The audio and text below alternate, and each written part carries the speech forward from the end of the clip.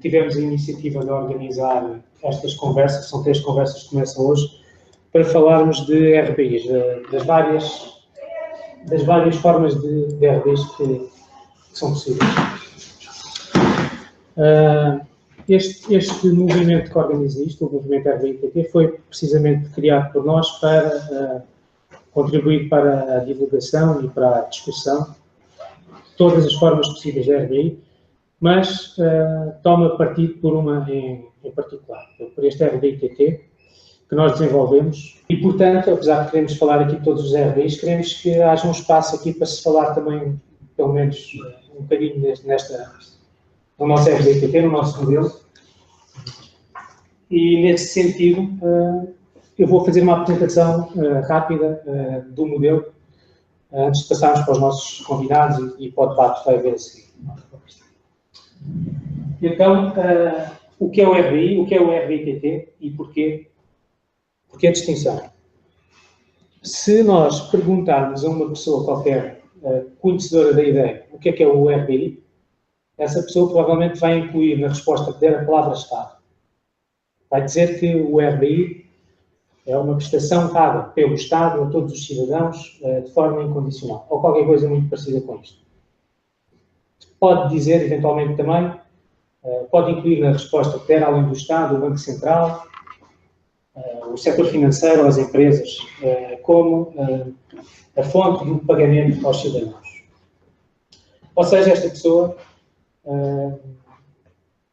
tem uma visão do RBI como um instrumento de um poder, seja um poder político, um poder monetário, um poder financeiro ou económico. Por outro lado, se perguntarmos a uma pessoa que conhece esta ideia, o que é o RBI-TT, essa pessoa não vai dar na sua resposta, não vai falar nem do Estado, nem do Banco Central, nem do setor financeiro, nem das empresas. Porque o RBI-TT envolve apenas as pessoas comuns, pelo menos nos papéis importantes do seu processo.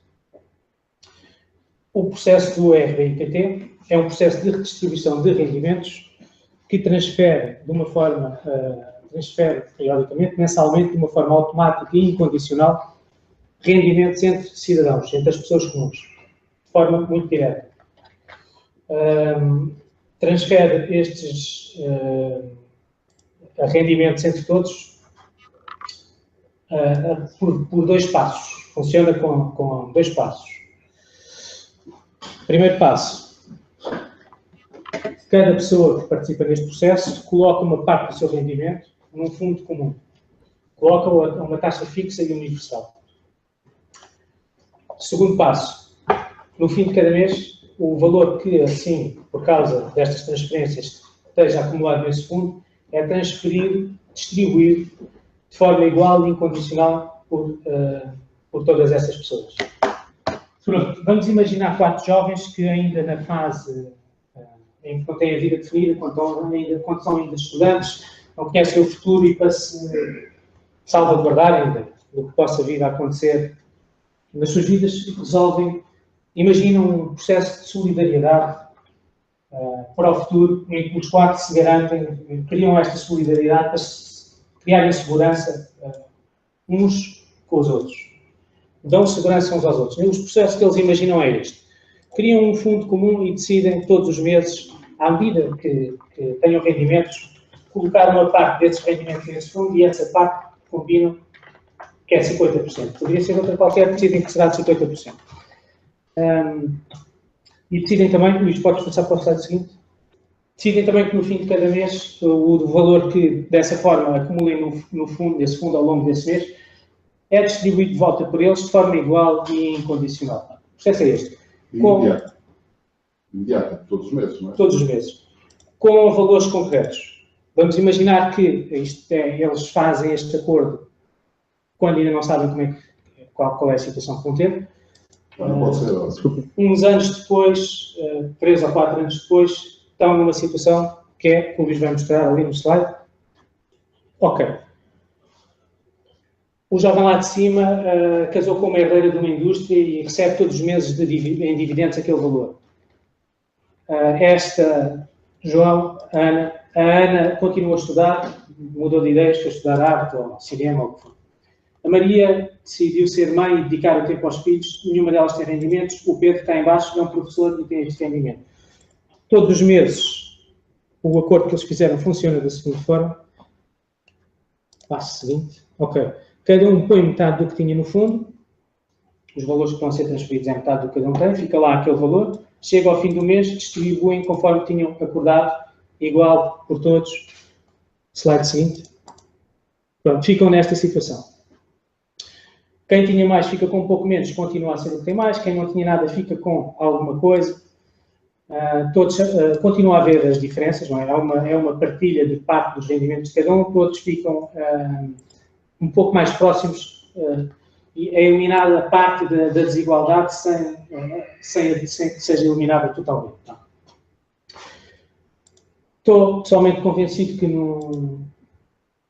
tendo as pessoas a funcionar com segurança num esquema destes, as situações de vida e de opções de profissionais, aquelas que determinam os rendimentos que temos, mudarão com muita facilidade, as pessoas sentir-se livres para abdicar de situações que lhes garantem rendimentos, se for para seguir um sonho de vida que tenham, ou se for para seguir um valor que tenham. Mas imaginar que a empresa daquele senhor lá de cima fazia armas, e eu acredito que será muito mais fácil, havendo um esquema destes que assegure que ninguém fica na miséria, ele decidir chegar um momento em que diz que não quer beber de armas e abdica disso, e não corre o risco de morrer à fome porque está num processo que garante que isso não acontece. O processo, penso que será bom por isso também para os ricos, ao contrário da ideia que muitas vezes temos tendência para ter, a pensar no esquema mental em que funcionamos atualmente, que este tipo de processo de distribuição são maus para os ricos e bons para os pobres. Eu não estou convencido disso, acho que pode ser bom para toda a gente. Já agora, se quiseres passar para o slide seguinte. Pronto, situações completamente diferentes podem aparecer com muito mais facilidade do que agora, em que nós nos agarramos às situações que temos. Pode, a seguir, uns anos depois, a situação de ser esta, ele não tem nada. Esta jovem que tinha ficado a estudar agora tem estrela de cinema em Hollywood e tem altos rendimentos, e isto liberta, acredito eu, toda a gente para mudanças e situações mais flexíveis e fluidas. Pronto, vais a acabar. Situação sem um processo, a desigualdade é grande. Com o processo, no acesso à desigualdade, toda a gente se aproxima da média. Isto não cria rendimentos, distribui-os de outra forma, de uma forma mais igual por todos. Ou seja, pronto, temos aqui um processo que cria uma solidariedade entre pares iguais, porque, ao contrário dos processos atuais da Segurança Social, neste processo todos são tratados por igual, pobres e ricos. É uma grande diferença. A todos é exigido o mesmo esforço e oferecido o mesmo prémio. Aos pobres e aos ricos. Tá? Numa solidariedade entre pares iguais, que é criada por este processo, é também criada então uma garantia de rendimentos para todos, ou seja, um rendimento básico incondicional. Pronto, para acabar, mais um minuto para dizer que nós, de facto, tomamos partido por este modelo de RDI, em vez de tomarmos partido por outro, só por nos ser indiferente o modelo. Tomamos partido por este, por vários motivos. Posso dizer um ou dois. Em primeiro lugar, porque um processo construído e controlado por pessoas comuns parece-nos melhor que um processo oferecido por um poder qualquer a essas pessoas. Porque parece-me que é inevitável que um processo controlado por um poder acabe ao serviço, inevitavelmente, desse poder. Nós temos na história um exemplo do que conhecemos por política de pão e circo, na Roma Antiga, que funcionou durante muito tempo e que, de facto, muitas vezes era uma distribuição incondicional de bens alimentares, não é? Aquilo era uma ideia próxima do RDI em géneros, um RDI da atividade, mas que garantia a dignidade material das pessoas quando o imperador achava que havia risco de tumultos na rua ou que se sentia em perigo. Então, nessas alturas, ele garantia, de facto, uma dignidade material à sua população, mas só nessas alturas. Nós preferimos um modelo controlado pela população para estar sempre ao serviço das pessoas. Um segundo motivo é que também estou convencido que um esquema assim, como eu disse há bocadinho, pode servir os interesses de toda a gente na sociedade, independentemente da posição em que estejam, os mais favorecidos e dos mais desfavorecidos, todos podem ganhar em liberdade com um esquema destes. E isto é diferente de algumas ideias de RDI que ainda se alimentam daquela ideia antiga, se calhar não é antiga, de um RDI como um triunfo do trabalho contra o capital. Pelo menos eu não tenho essa ideia, não é isso que me interessa. Penso que podemos fazer uma coisa, de facto, inovadora, em vez de continuarmos esse tipo de guerras, de lutas de classe, de tensões. Penso que podemos dar um passo para um futuro completamente diferente, um futuro em que não será tão importante, não fará tanta diferença ser rico ou ser remediado. E, portanto, um futuro onde poderá nascer uma cultura menos materialista, que contribua para abrandar, no mínimo, esta corrida em que andamos para produzir, para consumir, para ter, e se calhar, se vier o tempo, para deixarmos alguma coisa do meio ambiente para os que vierem depois de nós.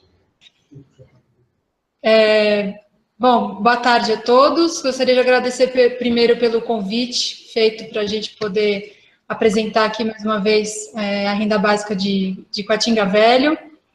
É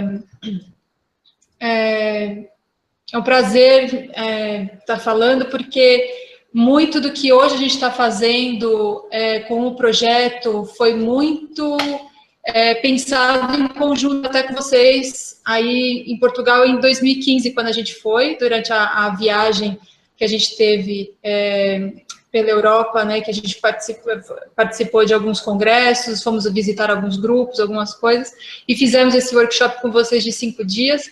Então, foi no período que a gente tinha parado o projeto, né, que o projeto primeiro teve uma primeira fase de 5 anos de pagamento da renda básica, depois um período que cessou esse pagamento, e retornamos em 2016, num formato diferente. E pensamos muito nesse projeto, nesse novo modelo, como é que a gente poderia fazer a aplicação. E então, acho que a gente gostaria de conversar um pouquinho sobre esse novo modelo aplicado, rapidinho, para depois a gente falar um pouco mais sobre outras coisas. Bom, hoje o modelo, a gente chama o projeto hoje de Basic Income Startup porque nós, não só as pessoas que recebem a renda básica, eles também fazem uma contribuição para um fundo garantidor de renda básica, que é uma pequena doação, onde eles, depois de um certo período, ao longo de alguns anos, esse será um fundo específico para Quatinga Velho, e que esse fundo vai autopagar a renda básica ali para a localidade, né? E hoje contamos com algumas contribuições, ainda continuamos recebendo doações, mas nós constituímos um pequeno fundo que pagamos a renda básica hoje em Quatinga com os juros desse pequeno fundo que nós temos. Então, é um modelo que pode ser expandido, né, para mais pessoas, porque a cada R$1.000, que é mil euros, desculpa, 1.000 euros colocados nesse fundo, é possível se pagar uma renda básica por tempo indeterminado para uma pessoa, para lifetime, né? E utilizando os rendimentos. E ele pode ser um modelo replicado em outras localidades também. Não precisa ser apenas ali nas fronteiras de Quatinga Velho, né? E hoje nós estamos com 19 pessoas recebendo a renda básica de R$40 por mês. R$40 dá em torno de 13 euros por mês, é o quanto nós estamos pagando. vai fazer 2 anos agora em janeiro, né, do próximo ano de 2018, vão fazer 2 anos de pagamento desse novo modelo.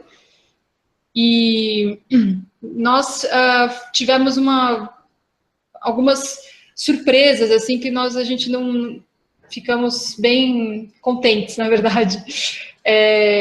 Porque quando teve esse período de pausa do projeto, né, quando teve esse período de falta de recursos mesmo que ocorreu, que tivemos que parar o pagamento,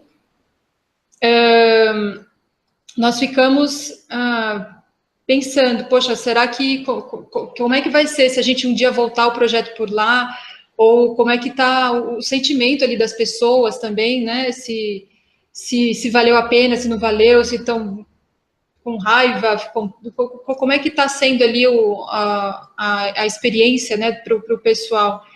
E eu fui fazer uma visita recentemente com um pesquisador da França e um do Japão, que vieram aqui no Brasil para conhecer o projeto, e a gente, nessa conversa com o pessoal lá de Patinga, porque fazia um tempo até também que eu não ia lá presencialmente, eu fazia mais conversa com as pessoas agora através de WhatsApp, do Facebook, porque agora tem um pouco mais de acesso, né, tecnológico ali. E então a gente viu que tudo aquilo que a gente havia feito naqueles mais de 5 anos e meio de projeto ali, né, de trabalho de campo, das visitas semanais, das conversas, da democracia direta, das assembleias que foram muito participativas, importantes ali em todo o processo, deixou uma semente ali muito rica nas pessoas. As pessoas estavam ali ainda com aquele espírito, sabe, da renda básica, de não perder a vontade de fazer um empreendimento, de retornar para o projeto.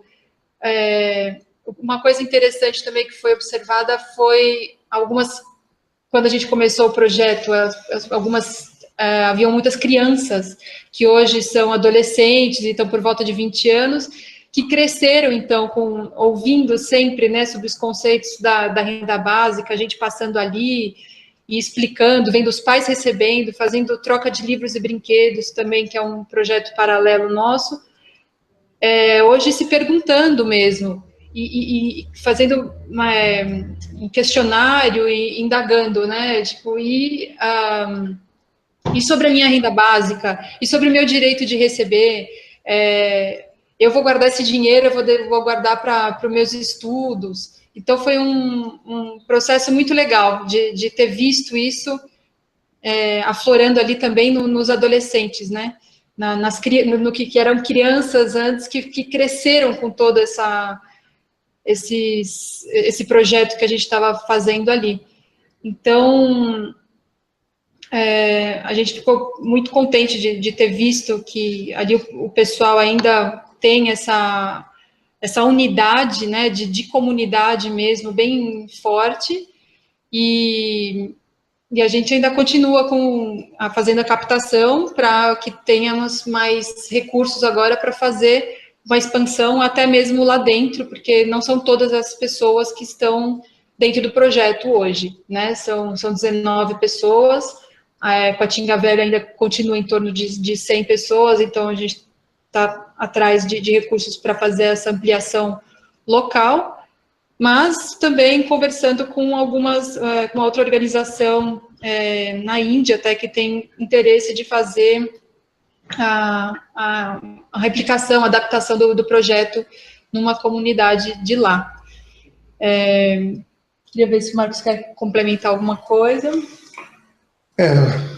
Como a Bruna colocou, os 2 pontos importantes, o diferencial entre essa primeira fase e a segunda na verdade, é o fato do projeto não frear mais, né? Nós focamos, essa parada foi bastante traumática, embora, como a Bruna bem observou, ela não provocou os danos que nós projetávamos dentro da comunidade, os benefícios causados pela renda básica durante 5 anos eles foram muito mais sólidos do que nós imaginávamos, mas, mesmo assim, essa observação importantíssima do caráter garantido da renda básica, que uma renda básica não pode simplesmente vir e desaparecer, a regularidade, a continuidade do projeto era importantíssimo, e esse caráter dessa nova fase, ou seja, da renda básica ser garantida por tempo indeterminado, e apesar de ser poucas pessoas, nós sempre abrimos agora para uma nova pessoa, tão somente quando nós temos essa garantia de que, quando essa pessoa entrar, todo o esquema de financiamento é construído de tal modo que nós não vamos, a não ser que nosso país, novamente, o sistema financeiro, arrebente. Se isso não ocorreu, ela vai continuar recebendo por toda a sua vida. Eu acho que isso é um elemento muito importante da renda básica, que ela precisa ter, ela precisa dar essa garantia para a pessoa, além do fato, é claro, de ser uma renda básica suficiente, coisa que R$40, diga-se de passagem, não é. Né? Ela é significante para mudar a vida de uma localidade pobre, mas não é uma renda básica suficiente. Isso é muito importante ressaltar. Ela é incondicional, ela é aberta para toda a comunidade, né? Não existe nenhum tipo de discriminação, mas ela não atinge o valor, que é o outro elemento importantíssimo. Mas, como o Bruno colocou, nós estamos trabalhando em torno desses 2 pontos, tanto a ampliação do número de pessoas, não só para dentro de Guatinga, mas para fora, e também a questão da ampliação desse valor, né? Para um montante mais digno, não diria nem mais efetivo, mais digno, porque R$40 realmente ajuda muito, faz diferença, é importante destacar isso, que essa redistribuição de renda em localidades carentes faz muita diferença, é importante as pessoas entenderem o quanto isso às vezes, uma quantidade ínfima pode modificar a vida, como os resultados de Guatinga Velho demonstraram, né? Mas a importância de que ela não pode ser uma renda mínima, ela tem que ser uma renda básica. É isso que eu gostaria de complementar. Obrigado. Obrigado, nós. Eu, antes de vir para este encontro, publiquei um post no meu blog. O blog chama-se, a morada do blog é o-antonio-maria.blogspot.pt. Eu estou a dar esta morada porque poderão estar interessados em ler este post que eu escrevi, e também eu escrevi já um outro post aqui há talvez quando eu estive cá da última vez, um pouco antes, há algum tempo, e falei deste tema num programa de televisão em que eu estive envolvido.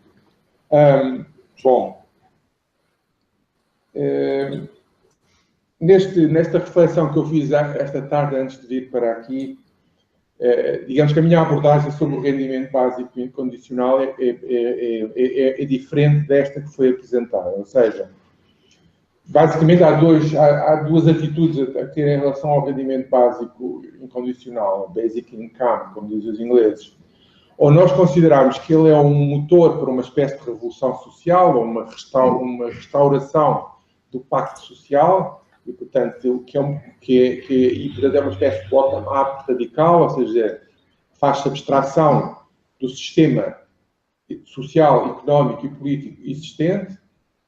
Ou então, numa outra perspectiva que é a minha, a ideia do rendimento básico incondicional não é um processo de revolução do sistema social, mas é um processo de salvamento do que há de bom no atual sistema social.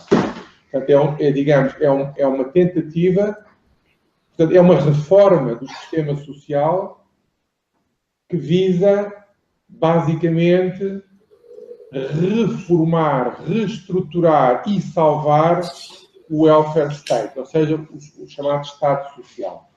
Vamos lá ver. A sociedade capitalista onde nós vivemos, ao contrário da chinesa e da russa, que eu não conheço, mas as nossas sociedades ocidentais, sobretudo a europeia, são sociedades onde existem sistemas fiscais progressivos, e em que, portanto, por princípio, está definido e está quantificado, os mais ricos, em princípio, pagam mais do que os mais pobres para um bolo que depois é redistribuído. Ou seja, há uma redistribuição da riqueza nos sistemas capitalistas democráticos na Europa, antigo, vem do século XIX, vem do tempo do Bismarck, portanto, vem da altura em que o Bismarck, confrontado com a imigração de quadros, nomeadamente quadros operários e quadros intermédios, mas também, digamos, trabalhadores proletários, digamos assim, industriais para os Estados Unidos, começou a haver uma imigração forte. Porquê? Porque os Estados Unidos pagavam muito mais do que os alemães pagavam. E os alemães já eram os que pagavam mais na Europa. Portanto, digamos que a economia americana, na sua fase de expansão, tinha uma enorme vantagem sobre a economia europeia, que era já uma economia desenvolvida, vantagem essa que assentava basicamente na abundância de recursos, digamos, naturais e de recursos de capital. Portanto, ou seja, havia muita capital disponível e não havia tanto onde investir esse capital. Portanto, havia uma grande disponibilidade de capital, portanto, os bancos emprestavam para a ação, havia uma grande disponibilidade de terra virgem, portanto, a terra era conquistada, era ocupada e era trabalhada, ao contrário da Europa, onde a terra já era propriedade privada ou propriedade pública, estava muito dividida e já tinha um valor relativo muito elevado quando comparávamos com os Estados Unidos. Hoje é o inverso, hoje é nos Estados Unidos onde a terra é mais cara. Mas, portanto, esta diferença levou a que muito operariado e técnicos alemães começassem a emigrar aos Estados Unidos. Portanto, o que é que o Bismarck pensou para tentar travar essa hemorragia? Foi exatamente inventar aquilo que mais tarde seria o Estado Social, ou seja, começar a existir, portanto, a aplicar coisas que não existiam à época. Seguros de trabalho, seguros de acidente de trabalho, seguros de invalidez, portanto, apoio à maternidade das mulheres nas famílias, ou seja, formou-se um embrião que não é um embrião de Estado Social que mais não é do que afetar uma parte dos impostos sobre o rendimento, quer do capital, quer do trabalho, a uma redistribuição, portanto, a favor da coesão social. Portanto, esse sistema existe, evoluiu extraordinariamente ao longo do século XX. Portugal, por exemplo, é um país que chega ao Estado Social, digamos, já tinha Estado Social, obviamente, no modelo corporativo, portanto, o fascismo corporativo também é um modelo de redistribuição social, mas com muitas limitações, como nós sabemos. Depois, a seguir ao 25 de Abril, esse modelo de redistribuição social expandiu-se, portanto, passou a haver férias, coisa que não havia, só os funcionários, no fundo, só o sistema onde se apoiava a ditadura, a burocracia onde se apoiava a ditadura, é que tinha, no fundo, Estado Social. Tinha férias, tinha rendimentos suplementares, todo o resto da economia privada, agrária, etc., não tinham nada. Portanto, ou seja, não havia reformas, etc. Aliás, nós hoje, uma parte importante do peso do nosso Estado Social é porque estamos a pagar, portanto, reformas, pensões de reformas a milhares e milhares, a centenas de milhares de portugueses que nunca descontaram para o tal pote que depois serve para a redistribuição.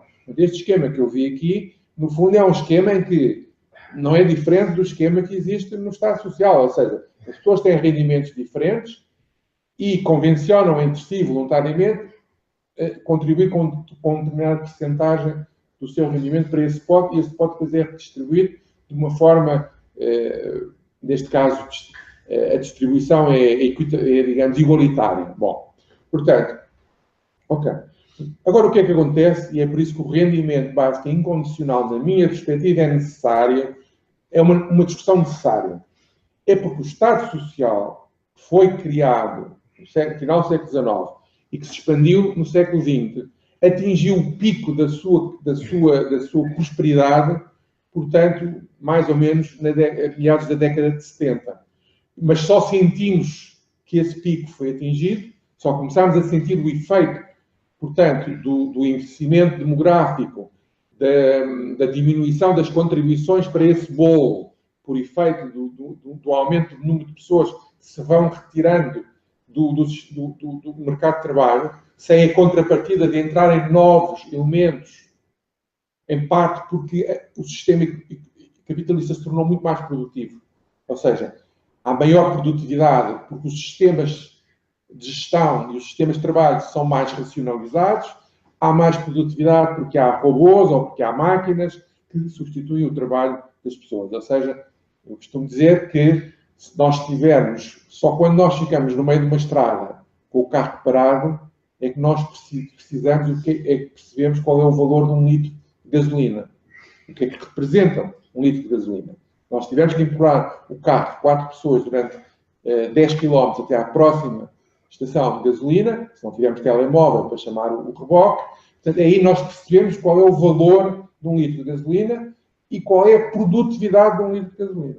Bom, portanto, o que é que acontece? O que acontece é que digamos, basicamente, o sistema de redistribuição, mesmo em sistema capitalista, que é melhor que o sistema de redistribuição em sistema stalinista, porque nós temos as experiências da União Soviética, da Albânia, da China, todas as tentativas de socialismo ou de comunismo burocrático de Estado não só não funcionaram, não só foram à falência muito antes do nosso sistema, como, além disso, eliminaram as liberdades individuais. Portanto, apesar de tudo, no sistema capitalista, as liberdades individuais mantiveram-se, dentro de certos constrangimentos, mas mantiveram-se. Nós estamos aqui a falar sobre a possibilidade de fazer uma revolução baixo para cima com o rendimento básico incondicional, não é? Por exemplo, eu estou a propor uma ideia diferente, que é a necessidade de regenerar ou de salvar o sistema social, através da imaginação em que este modelo pode ser um modelo a ter em consideração e a ser experimentado. Bom, portanto, como é que o sistema, portanto, o que é que nós estamos aqui a tratar? Estamos a tratar de um sistema de solidariedade social que permita que os mais fracos de nascença, ou mais fracos porque envelheceram, ou mais fracos porque adoeceram, ou mais fracos porque as suas competências tecnológicas e técnicas pessoais já não estão ajustadas às exigências de uma economia muito sofisticada, quer do ponto de vista intelectual, tecnológico, etc. Portanto, há muitas pessoas, há milhões de pessoas hoje que não têm lugar no sistema produtivo porque as suas competências não são suficientes. Pronto. E para fazer o trabalho básico, digamos, para fazer o trabalho que elas costumavam fazer, isto é verdade para o proletariado industrial, como é verdade para os serviços, nós hoje temos máquinas, ou seja, o carro substitui os cavalos, substitui o condutor da carroça, substitui o criador de feno, o tipo que limpava a porcaria dos cavalos, ou seja, há toda uma cadeia de trabalho que foi eliminada com o aparecimento do automóvel movido portanto, com motor de combustão, não é? Portanto, isso eliminou muitos postos de trabalho. Eu sou do tempo em que as pessoas, para fazer jornais, portanto, escreviam textos, depois imprimiam no papel, depois ia para a maquetagem cortava os papelinhos, fazia linguados, aplicava aquilo, depois aquilo ia para uma máquina, fotografava aquilo, fazia uma chapa, a chapa ia para uma impressora, etc. Portanto, ou seja, a cadeia para produzir um jornal, havia mais de 20 profissões envolvidas. Desde o copydesk, o que datilografava, o que paginava, o que fazia a transferência, o que transferia para a chapa, depois o que ia para a máquina de impressão, depois os que faziam o papel, os que preparavam o papel, os que punham o papel na máquina, os que depois, etc. Era uma quantidade. Ora, hoje nós temos todo o trabalho de um jornal hoje está no meu telemóvel, certo? E é por isso que o Pinto Balsemão está falido. Não é verdade? Portanto, é por isso que, por exemplo, a profissão, o jornalismo está numa crise tremenda. O jornalismo hoje é um negócio endividado. O que existe de jornalismo convencional é alimentado pela dívida.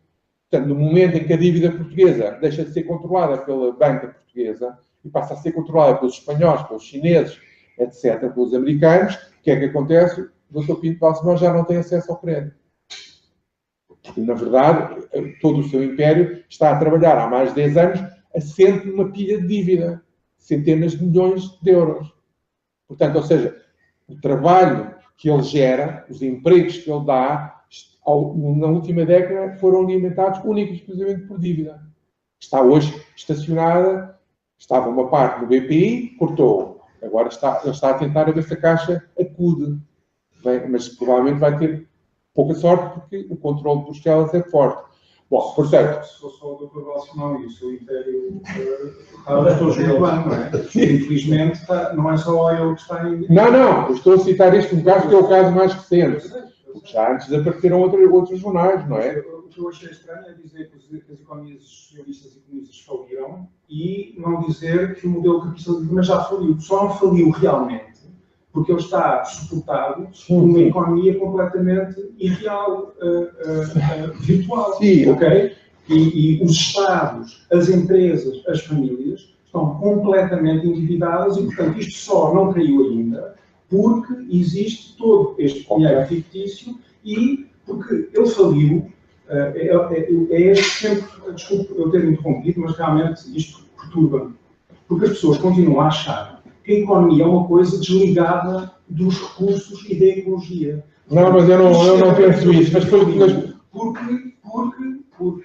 o sistema do qual nós dependemos está completamente em decadência. Portanto, é um desastre completo. Claro que as economias socialistas também contribuíram para isso, claro que sim. Mas a capitalista é a principal contribuidora, não venham com histórias. Isso é debatível, mas pronto. Sim, mas o que eu acho é que essa história é apenas uma... Mas não me deixou acabar a intervenção, senão se calhar... é que aqui estamos com poucas pessoas que acho que uma conversa seria muito mais útil para todos podermos falar. Mas vamos falar a seguir. Portanto, retomando o que eu estava a dizer, eu queria explicar que os sistemas redistributivos, os sistemas de solidariedade estão em pré-colapso, não é? E são, de facto, sustentados por endividamento público. Por isso é que nós temos um endividamento público que temos, não é? De 130% do PIB, ou coisa que eu. Portanto, mas nós temos como têm os outros países. Bom, portanto, e os países que não têm o endividamento não têm solidariedade, não têm sistemas redistributivos, não têm solidariedade. Portanto, basta olhar para países como a Venezuela e outros para vermos a situação em que estão. Portanto, aquilo que eu quero, portanto, dizer é o seguinte: acudir a este problema isto é um problema de grande magnitude. Por isso, a minha questão em relação ao modelo que o Miguel aqui apresentou, e mesmo em relação ao modelo que está a ser desenvolvido por estes nossos amigos no Brasil, um é um modelo ainda puramente teórico, o outro é um modelo aplicado, mas é aplicado numa escala micrológica e numa situação limite. Quer dizer, e mesmo assim percebe-se que a capacidade de distribuição do modelo que foi experimentado é muito limitada. Ninguém pode viver com 13 reais por mês, não é? São 40 reais. 13 euros por mês. 13 euros por mês, ok. Portanto, a questão aqui é, para dar a volta, isto é uma coisa muito mais séria e exige muito mais do que ficarmos num modelo bom. Portanto, eu diria que na questão do rendimento básico incondicional é necessário desenvolver uma opinião pública apoiada em experiências realmente validadas pela prática e pela teoria e que sejam capazes de penetrar aquilo que é o status quo, que é uma coisa que está relativamente parada, mas também está em pânico. Ou seja, nós não devemos pensar que os decisores políticos não querem ouvir nada. Eles querem, porque o pânico é geral. Portanto, anda tudo à procura da rolha. Portanto, se alguém encontrar a rolha, eles vão comprar a rolha. Eu não tenho dúvida nenhuma sobre isso. Portanto, E neste caso, eu vou já terminar, e é assim, aquilo que para mim é fundamental é nós estudarmos modelos históricos onde se foram tratadas estas questões de como manter a coesão social e a solidariedade social em momentos de stress económico extremo. Nós temos um caso em Portugal que dura há mais de 400 anos e que funciona, que são as comunidades do Espírito Santo nos Açores. As comunidades do Espírito Santo nos Açores é uma forma de economia e de sociedade paralela que tem origem numa razão muito básica, é que as pessoas vivem em ilhas pequenas, em que ciclicamente existem problemas, digamos, de stress económico extremo. E, portanto, essas comunidades aprenderam, ao longo dos séculos, a terem uma espécie de organização invisível, mas que existe, que não é a Igreja, que não é o Estado, são as comunidades, são como é que se chama? Os Irmandades do Espírito Santo. Essas Irmandades do Espírito Santo têm precisamente têm um funcionamento próprio e têm como objetivo assegurar que as pessoas que fazem parte da Irmandade não passam fome, não ficam abandonadas e, portanto, há um sistema económico e ideológico que leva a isso. Aliás, só em nota de rodapé diria, talvez que não saibam, mas, portanto, a própria utopia de Thomas More, há vários escritos que dizem, que apontam para uma... o Thomas More contra a utopia, que é a história de uma ilha, não é? E essa história é contada por um português, por um marinheiro português. Porque há quem diga que esse marinheiro seria um açoriano e aquilo que lhe contou não foi mais do que a descrição das Irmandades do Espírito Santo. Isto é uma nota de rodapé, só para dizer que ao nível muito, podíamos dizer, críptico e muito local, existem mesmo em Portugal experiências. E essa experiência, por exemplo, das Irmandades do Espírito Santo, deviam ser estudadas. E há quem esteja, aliás, a estudar. Se quiserem, depois posso-vos dar os contactos. Portanto, neste momento, porquê? Porque é um exemplo de democracia direta. Quando nós comparamos, a Irmandade do Espírito Santo são coletivos onde funciona plenamente o sistema de democracia direta. Portanto, e vale a pena estudar esse caso, especialmente por vocês e pelas pessoas que estão interessadas no rendimento básico incondicional. Pelo lado da estrutura que é capaz de manter um sistema de decisão coletiva e de entreajuda coletiva, que lá foi necessário pelas condições típicas das ilhas. Imaginem o que é a Ilha das Flores, a Ilha de Faial, a Ilha do Corvo, etc. Portanto, onde existem terremotos, ou seja, tempestades, piratas que entram e saqueiam. Portanto, são ilhas que estiveram sempre submetidas a um enorme stress. Okay? E aprenderam a lidar com isso. Naquele caso foi esta estrutura. E é importante perceber que as Irmandades do Divino Espírito Santo foram perseguidas durante muito tempo pela própria Igreja. Depois acabaram por chegar a uma espécie de uma entente cordial, ou seja, de um status quo, e portanto aí que os territórios estão definidos e as Irmandades persistem ainda hoje. Não é? Portanto, o Carlos César é certamente membro de uma comunidade do Divino Espírito Santo. Não há nenhum açoriano que viva nos Açores, em princípio, que não pertença a uma dessas comunidades. Tem terras as comunidades? Não, cada um tem as suas terras, ou tem a sua casa, ou tem a sua padaria. Portanto, não há, que eu saiba, não há. A única coisa que é comum são os mistérios, ou seja, são os locais onde eles têm símbolos, onde são expostos símbolos da própria Irmandade, portanto, e locais de reunião. Mas não, que eu saiba, eu não conheço em detalhe, mas não há um fundo, digamos, comum.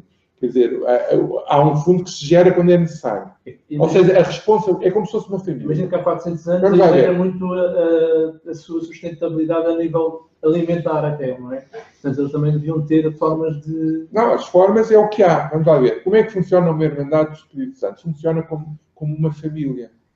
Qual é a dificuldade da sociedade? É que nós não conseguimos transpor o modelo da família para a sociedade. Cada um de nós tem uma família, não é? Como é que nós dividimos e partilhamos as coisas entre o pai, a mãe, a filho, os dois filhos, o neto, que estejam numa família, não é? Qual é a economia que funciona aí? É o comunismo. O comunismo funciona plenamente numa família, que não seja disfuncional. Portanto, o modo de repartição da riqueza é tipicamente comunista. A democracia não é bem uma democracia direta, mas porque há sempre alguém que tem um certo ascendente, mas de alguma maneira, há uma democracia, porque há um equilíbrio entre o pai e a mãe, e se há um avô, portanto, há jogos de equilíbrios, não é? Portanto, e os próprios miúdos também têm poder de decisão, porque há uma relação afetiva forte. E, portanto, o miúdo consegue exercer poder sobre o pai e sobre a mãe, não é? Através podíamos dizer, entre aspas, da chantagem emocional. Ou seja, através das emoções, ele impõe o seu próprio peso nessa comunidade. Portanto, o que eu estou a dizer é que existem experiências, e eu acho que é necessário, neste momento, começar a olhar para essas experiências. Em relação àquilo que eu penso que é preciso fazer em Portugal, é estudar a hipótese de fazer, como no Brasil, pegar exemplos concretos para experimentar um modelo em Portugal que será diferente daquilo que está a ser experimentado no Brasil. Eu dou-vos 3 casos. Eu acho que é possível estudar e propor um modelo de rendimento básico incondicional na zona de Campanhã, no Porto. Ou seja, o bairro, a freguesia, portanto, de Campanhã, que é uma das freguesias mais problemáticas do Porto, portanto, tem problemas estruturais devido a mudanças do próprio sistema industrial ao longo das décadas, e há vários problemas ali muito sérios, não é? Portanto, é uma zona de uma cidade que pode ser objeto de um estudo específico e de uma adaptação do conceito de rendimento básico incondicional àquele local. Um exemplo em Lisboa, a Cova da Moura, onde existem problemas de criminalidade, onde existem problemas variedíssimos, sociais, etc. E, portanto, são exemplos que são homogéneos do ponto de vista sociológico, do ponto de vista económico, e onde pode ser experimentar um modelo destes. Outro exemplo, uma cidade mesmo, Montemoro Novo. Porquê é que eu falo de Montemoro Novo? Montemoro Novo tem cerca de 17 mil habitantes, portanto, existe lá uma comunidade artística, digamos assim, desde o Rui Horta, o outro Rui Horta, o Rui Horta de dança, até às oficinas do convento, que é uma comunidade a quem a Câmara cedeu o uso das chamadas oficinas do convento, e onde se foi estabelecendo a pouco e pouco uma comunidade de artistas que não só cria, mas também tem tecnologia que vai desenvolvendo, tecnologia contemporânea. Impressão 3D, portanto, de computação, desenvolvimento de programação, portanto, são, digamos, bom, o que é que eu quero dizer com isso? Podemos pegar um exemplo como onde já existem, digamos, dinâmicas de democracia direta, por exemplo, como funciona essa associação, portanto, em que poderá ser, por exemplo, experimentado este modelo. Eu estou só a dizer que nós, em Portugal, está na altura de procurar convencer pessoas, neste caso políticos, pessoas locais, pessoas ligadas a associações locais, apresentar um modelo e ver como é que este modelo poderia ser experimentado lá. Do meu ponto de vista, a experiência teria que ser sempre mista. Ou seja, nós não vamos destruir um modelo que existe, o que vamos é introduzir este novo modelo e negociar, digamos assim, compensações entre o modelo estatal, governamental e aquele modelo que nós estamos a propor. Isto para mim, talvez a coisa mais importante para que este pensamento em Portugal possa chegar a algum lado dentro de algum tempo. Porque se ficarmos num modelo muito, eu diria, esotérico, somos capazes de não sair do sítio onde estamos. Agora, só para terminar, eu fiz aqui umas contas, só para terem uma ideia. Se nós aplicássemos um rendimento básico incondicional em Portugal, na ordem dos 4 mil euros ano, que é um pouco mais de metade do salário mínimo nacional. Ok? Portanto, digamos que está mais próximo do rendimento básico, do rendimento social de inserção, do que do salário mínimo. Está um bocadinho acima. Está acima do rendimento básico de inserção e está abaixo do salário mínimo nacional. Imaginemos que nós aplicámos a todos os portugueses, 10.360.000 portugueses, 4 mil euros ano. Portanto, isto daria qualquer coisa como 41,3 mil milhões de euros ano. Okay?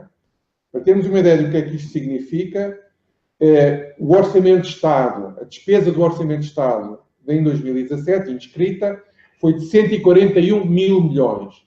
Portanto, estamos a falar que o rendimento básico e condicional representaria qualquer coisa entre 29% e 30% do Orçamento de Estado. Okay? Bom, portanto, e estamos a falar de 41 mil milhões para um PIB que se aproxima dos 190 mil milhões. Portanto, eu gosto de olhar para estes números porque isto aqui permite-me pensar o seguinte. Se nós estamos a falar numa medida que pode ser defendida à escala nacional, que representa 30%, não chega a 30% do Orçamento de Estado, não é?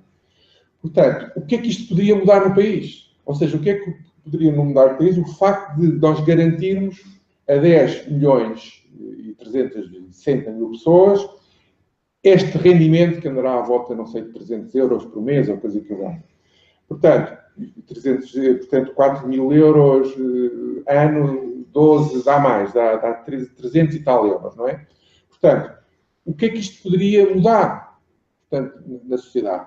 E eu acho que isto pode ser modelado. Isto pode ser modelado com economistas, pode ser modelado com especialistas da segurança social e pode ser desenvolvido com ou seja, um algoritmo que desenvolva este modelo e possa testar isto teoricamente, não é? E esse teste servir em si de argumento para um manifesto político forte, quer dizer, porque se nós estivermos a propor uma mega estrutura como é o Estado português, ainda por cima um Estado hiperburocrático, uma experiência que está a um nível, eu diria, de micrológico, esses argumentos e essas experiências não são sequer, não passam no scanner, ou seja, são demasiado pequeninas para serem observadas. Nós temos que criar uma dimensão para o nosso argumento para que o poder político e a própria sociedade o possa ver. Pronto, e eu acho que, uma vez que a proposta dos rendimentos básicos e incondicionais que estão a ser discutidos à escala, nomeadamente da Europa e dos Estados Unidos, eles partem sempre desta ideia que, à escala pelo menos de um país.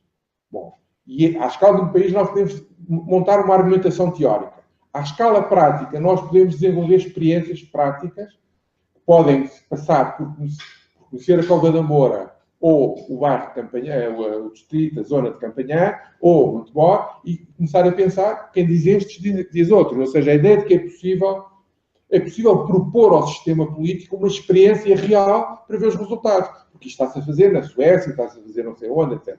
Portanto, na Suíça até foi a referendo e perdeu, não é? Mas já o ter ido a referendo e levou o patamar da discussão para um nível que é pertinente para a sociedade. Portanto, se nós conseguíssemos fazer um referendo em Portugal sobre isso, o nível de discussão era tremendo. Se nós conseguimos levar esta discussão à Cova da Moura, onde existe, aliás, uma belga que está lá há muitos anos e que tem um trabalho muito meritório, uma socióloga que trabalha com a comunidade, portanto, há trabalho comunitário lá forte, há uma forte associação cultural. Portanto, esta discussão, ser levada a essa associação cultural, se quiser eu posso pôr em contacto com a Liv, com a pessoa que está à frente disso. Portanto, levar esta discussão a essa associação cultural, e quando eu digo levar, não é uma sessão, estar um ano a trabalhar com essa associação cultural sobre esta questão do modelo, e levá-lo à discussão, experimentar e dizer como é que aqui nós poderíamos fazer uma experiência. E depois de modelar essa experiência, ir ter com a Junta de Freguesia, com a Câmara, com o Governo, com o Ministério disto e daquilo, e dizer, nós vamos fazer esta experiência porque a comunidade, até fazer um referendo local, porque não, informal, não interessa. As pessoas podem, na altura, dizer, nós queremos fazer esta experiência. Portanto, o que eu estou a dizer é que é possível montar uma estratégia de ação para chegarmos a algum lado. Nós temos que sair daqui destas paredes. É verdade. Obrigado. Muito obrigado. Bruna, Marcos, estão a ouvir? Eu acho que era interessante vocês reagirem, se quiserem reagir agora, porque convosco a dificuldade é maior e, além disso, enfim, vocês também são convidados e, portanto, se quiserem reagir àquilo que foi dito, porque também foi falado de vocês, ou se quiserem dizer alguma coisa, agora era oportuno, não? Ok. Eu gostaria de fazer uma colocação rápida sobre a questão da abordagem com a foco no macro. É lógico que quando a gente fala da circunstância brasileira, somente atual, ela é bastante distinta, né? É quase que um desvio padrão, mas mesmo assim, eu diria que a abordagem, uma abordagem interessante com relação à implementação da saída do teórico ao prático para a renda básica é a visão dela como direito. Quando a gente observa ela do ponto de vista do direito, a questão do valor que irá ser pago, do quanto isso implica para o erário nacional, isso muda um pouco. Por quê? Porque você passa a se perguntar da seguinte forma, não importa se são R$100, R$10 ou 5 centavos, a questão está em que aquele indivíduo tem um direito a dividendos, e é preciso existir dentro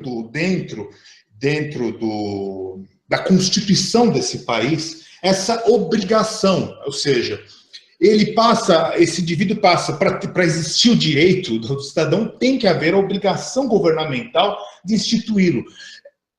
Passa a ser como um sistema onde o rendimento básico ele é equivalente à garantia do que é básico in natura, como a água, por exemplo. Não importa se isso vai ser fornecido numa quantidade suficiente ou não. Há que se haver o sistema onde este recurso exista todo o sistema de distribuição para que ele chegue. Do contrário, não importa se o recurso existe ou não, se existam os fundos, se existam as reservas para que isso seja pago.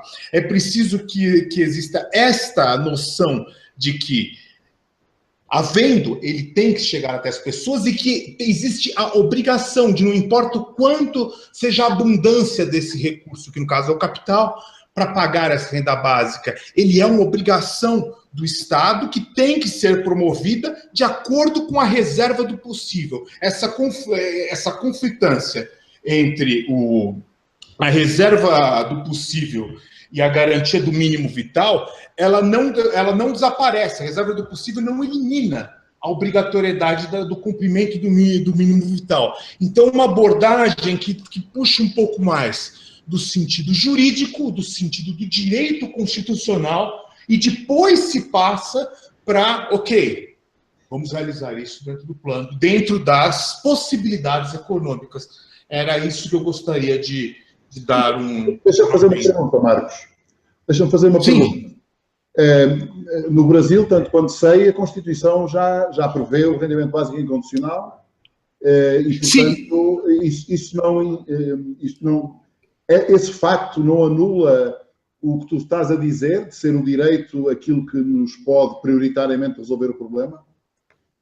Então, existe um problema sério em relação à questão da lei no Brasil, né? O fato dela ser uma lei federal não implica necessariamente ela ser aplicada no sentido de ser uma obrigação executiva, porque na medida que, no primeiro parágrafo, a lei obriga, ela garante o direito, no segundo ela tira a obrigatoriedade, ela coloca a critério do Poder Executivo quando ele bem entender colocá-lo. Então, ele é uma forma que foi adotada, não de má fé, mas para poder se adotar, para poder se passar no Congresso Nacional essa medida, e que, no final das contas, acabou tornando a lei nula, né? Porque ele tira justamente esse elemento. Ele pôs o direito e tirou a obrigação de quem realmente... Quem? Se não era o Estado, então quem vai garantir isso? Então criou-se esse furo jurídico, né, em relação à lei. Então a lei de 2004, ela não é aplicada não só porque existe uma cultura de desrespeito em relação à lei no Brasil, mas porque ela também tem esse buraco jurídico, né? Então, é nesse sentido. Uma lei, digamos, que seja bem construída dentro desse casamento entre direitos e deveres, direitos do cidadão, deveres governamentais. É nesse sentido que eu coloquei a construção. Pode. Bruna, Marcos, oi, Dario aqui. Oi, Dario! Queremos ver um projeto piloto em Portugal. Isso é essencial, acho que nas várias discussões chegámos aí. A última coisa assim nessa direção é o PAN tem um projeto piloto para Cascais. Esta é uma notícia.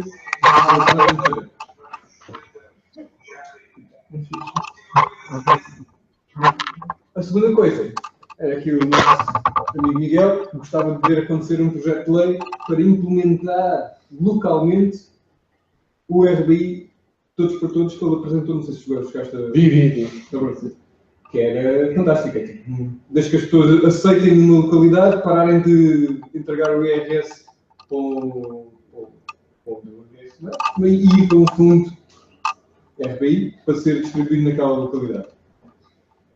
Temos aí duas coisas da expostação e discussão. Mas perdemos o IRS é boa. Em 5 minutos. Claro.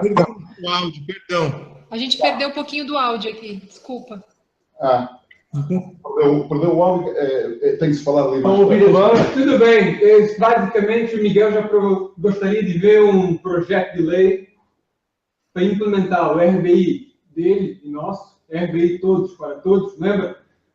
Sim. Numa localidade. Ter uma lei que diz, se as pessoas aceitarem, então eles param de pagar imposto de renda e passam a pagar o fundo RBI. E aí, perfeito. É de verdade. Claro. Não, eu acho que Cascais talvez seja muito grande, mas por exemplo, Pedrógão Grande, é que nós temos casos em que, por exemplo, e a Quinta da Marinha? O caso das emergências do incêndio. Os incêndios destruíram várias pequenas povoações com 700 pessoas, com 300 e tal, com 1000 e tal. Há uma série de povoações que foram atingidas pelos incêndios deste verão, ali à volta de Pedrógão Grande. E, portanto, por exemplo, neste momento, há um problema muito interessante que é, houve uma solidariedade nacional tremenda, juntaram-se perto de 13 milhões de euros, e o que é que aconteceu? O dinheiro não chega lá. Porquê que não chega lá? Porque existe uma coisa chamada os intermediários da desgraça alheia, ou os intermediários da fome. Ou seja, existe uma série de filtros, de organizações que vivem da solidariedade. Elas vivem da própria solidariedade. Para onde é que foi o dinheiro? Foi para a União das Misericórdias, foi para a Gulbenkian, foi para a Caixa Geral de Depósitos. Eu sei. Recolheu. Não, mas a questão é, há uma série de entidades que recolheram, depois entregaram ou vão entregar, pronto. E essas entidades arrogam-se o direito de decidir o que é que vão fazer com o dinheiro. Ora, vamos ajudar a reconstruir aquela casa. Isso não é o Estado Social. Não, eu estou a dizer, não, é o Estado burocrático social. Pronto. Não. Alguma vez houve outro? Não, mas repare que eu estou a querer, o meu ponto é este. Quando eu digo que é possível haver rendimento básico incondicional à escala nacional, se nós experimentarmos eliminar os custos burocráticos do próprio sistema social português. É preciso acabar com essa burocracia. Essa burocracia são pessoas com um poder enorme. E são essas pessoas que fazem o Estado Social ser um Estado Social. Sim, mas atenção. O que estou a dizer portanto, nós temos que dizer assim, os recursos não chegam, são limitados. E se nós gastamos uma parte importante desses recursos em trabalho morto, em burocracia, em rendas... Não, é trabalho útil para o Estado Social. Porque o Estado Social, através dessas pessoas, controla metade da população portuguesa. Metade da população portuguesa não tem condições para sobreviver. E está dependente dos subsídios que lhe chegam a partir daí. E depois existem os subsídios que são dados para as grandes empresas, que isso é o governo que trata. Mas para a parte social, são esses entidades. Essa gente vai perguntar onde é que eles estão. Estão provavelmente no Congresso do RBI, a dizer que não é possível fazer o RBI. Claro, mas é isso que eu digo. Isso tem que ser encarado de frente, e isso é uma parte substancial do Estado Social que estava a falar e que foi constituído até agora, mas que tem tradições muito antigas. Nas misericórdias, por exemplo, as misericórdias portuguesas são um Estado Social muito antigo. Muito antigo. E funcionaram, há séculos que funcionam, não é? E são coisas em Portugal. Não existe trabalho social, não existe ativismo social comparado com os outros países europeus. Uma das razões é porque esse ativismo tradicional, a caridade, existe aqui em Portugal como não existe em Espanha nem existe em lado nenhum da Europa. E esse foi um mérito que foi ganho e reconhecido por várias entidades durante a crise de 2009 até agora. Porque o governo do Coelho deu, e hospitais, por exemplo, e deu. Agora veio para essa cortar um bocadinho, não é? E houve uma gritaria enorme, ninguém sabe onde é que vinha a gritaria. Porque, afinal de contas, era só uma escolinha. Onde é que vem a gritaria? Portanto, isto está montado, não é...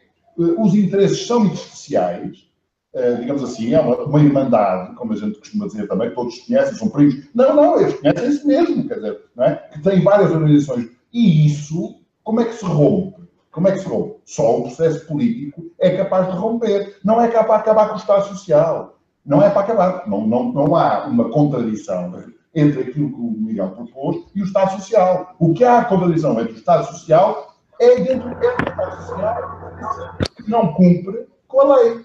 Porque o direito, nós não temos direito à RBI, eles lá têm. Mas o problema é o mesmo. A nossa Constituição garante acesso à habitação. Então, onde é que isso está? Acesso ao trabalho. Então, e que é que serve isso? O direito deve ser entendido de duas maneiras. Há o direito burocrático, mas há o direito das pessoas reivindicarem os seus direitos. Os direitos já estão instituídos. Porque é que a malta não reivindica? Não reivindica porque não é capaz de reivindicar, porque acha que não tem direito. E aqui é que é o imbróglio. E por isso é que, de facto, eu estou muito de acordo com a parte que diz que é preciso fazer política, neste sentido que tu estavas a dizer. É preciso desenhar estratégias de ação, e eu estou perfeitamente de acordo. Não me parece que isso seja contraditório com o Estado Social que precisa de sobreviver, como tu estavas a dizer também. Porque é que há de haver uma contradição? Eu acho que a contradição, por trás da nossa cabeça, por trás da tua cabeça, digamos assim, é que estavas a pensar no orçamento do Estado. A grande referência foi o orçamento do Estado, um terço do orçamento do Estado fica desviado para aqui. Ora bem, o que o Miguel diz é que não é preciso ser o orçamento do Estado. Podem ser as pessoas. Se a gente, em vez de pedir ao Estado que faça o favor, disser, são as pessoas que entram com o dinheiro, conforme o Estado, evidentemente, pode ter o papel, tem o papel de fiel depositário. No dia em que a gente lá põe o dinheiro, eles têm a obrigação de distribuir por todos. Pronto, é só isso. Não é preciso nenhuma experiência para fazer isto. É preciso vontade política para fazer. Porque a capacidade já está instalada. E isto é que é giro no RBI. Não percebi uma coisa. Então, mas tu esvazias as contribuições para se esvaziam as contribuições dos impostos para o fundo e tu não podes financiar o Estado Social, como é que ele consegue... Não. Isso é uma coisa. Respeito. Já agora, respeito. Sim. É uma pequena pergunta na sequência de claro. Dizer. Para mim não é claro, mas se calhar sou eu que tentar pegar algum pormenor. Mas queria só fazer uma ressalva para o seguinte. Esta questão do RBI realmente é indispensável, porque de facto me parece uma ferramenta interessantíssima para repensar muitas coisas que são tidas como, digamos, conceitos sociais inamovíveis. E queria só dizer que o Congresso do RBI, que está a decorrer neste momento, nestes dias, é uma organização internacional, tem organizadores nacionais, tem um pendor realmente académico, mas de facto tem a ver com um trabalho que começou há 30 anos atrás. Portanto, as pessoas do DIEM não começaram a trabalhar ontem. Portanto, quer dizer que existe 30 anos de trabalho E existe muita informação, muitas publicações, muitos estudos, e, portanto, experiências, e neste momento, de facto, existe conhecimento acumulado internacionalmente sobre as pessoas.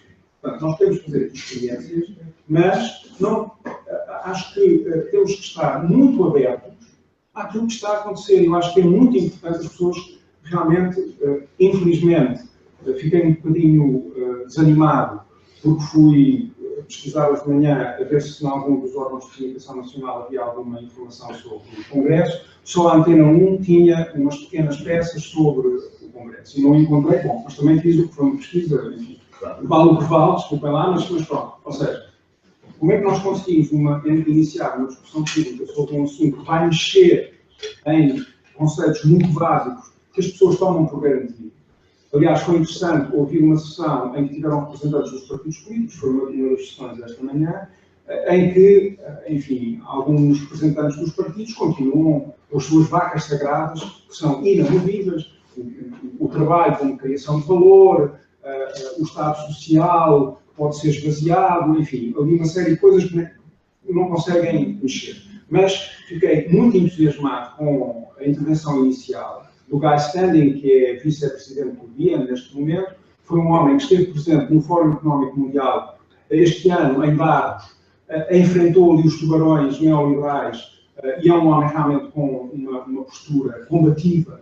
É um ativista de esquerda e que não se deixa, nem ele, nem outras pessoas, obviamente, encantar, nem desviar dos objetivos verdadeiros do RBI. O RBI, se não for encarado como uma revolução cultural, e isso realmente discordo consigo, porque eu não estou a ver o RBI como uma salvação de um sistema que existe. Para mim, o sistema que está não é salvável.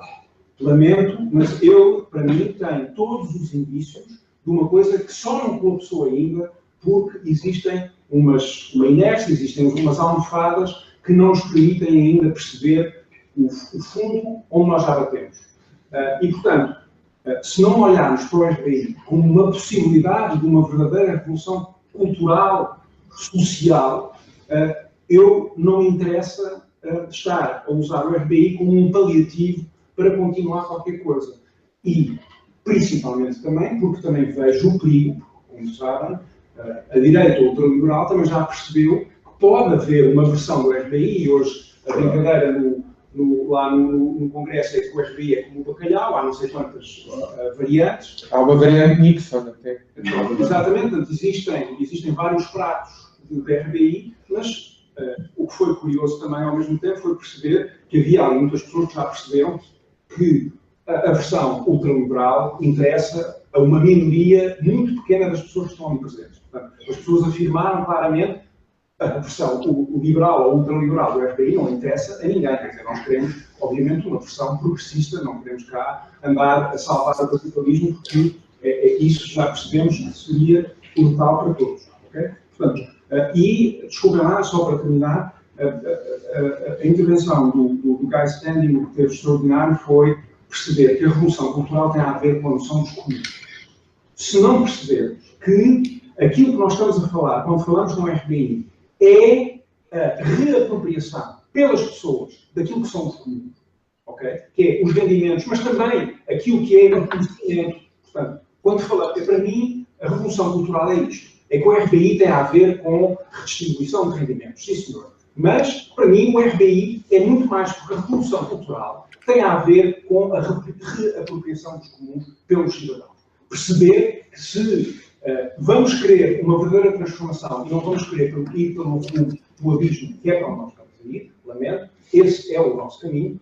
Os indicadores todos ambientais, já há vários que estão no vermelho há muito tempo, anda tudo a tapar com o sol com a peneira, temos acordos de Paris, que é desculpem lá, é uma farsa, lamento, mas aquilo é uma farsa, mesmo que Trump digam que não assinam aquilo, mas mesmo aquilo não nos ia salvar. Já percebemos que aquela meta dos céus 2 graus do aquecimento global é uma desgraça. Quer dizer, o consenso científico sabe perfeitamente que aquilo é uma desgraça. Mas, portanto, para mim, e foi essa a mensagem, ele diz que a origem do conceito do RBI para ele é um documento publicado no século XIII, que é a carta, o Charter of the Forest. Portanto, foi uma coisa que foi publicada antes da Magna Carta, por um poder, o King John abdicou, ou caiu, ou qualquer coisa assim, e são uma série de princípios acerca da gestão dos comuns.